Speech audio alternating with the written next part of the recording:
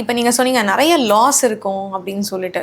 என்ன மாதிரியான லாஸ்லாம் ஹேண்டில் பண்ணும்பொழுது, இந்த இடத்துல வந்து நம்ம இத பண்ணியிருக்க கூடாது அப்படின்னு சொல்லி யோசிச்சிருக்கீங்க?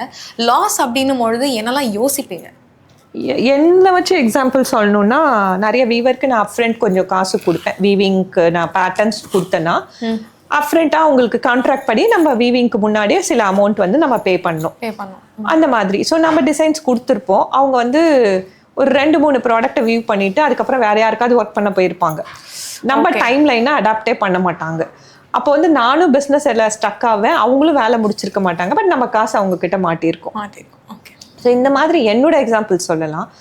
பட் பிஸ்னஸில் வந்து இந்த மாதிரி ஃபினான்ஷியல் லாஸஸை தாண்டி நிறைய வாட்டி வந்து நம்மளோட டைம் வேஸ்ட்டாக இருக்கும். ஒரு தேவையே இல்லாத ஒரு டாஸ்கில் நம்ம நிறைய நேரம் ஒர்க் பண்ணியிருப்போம்.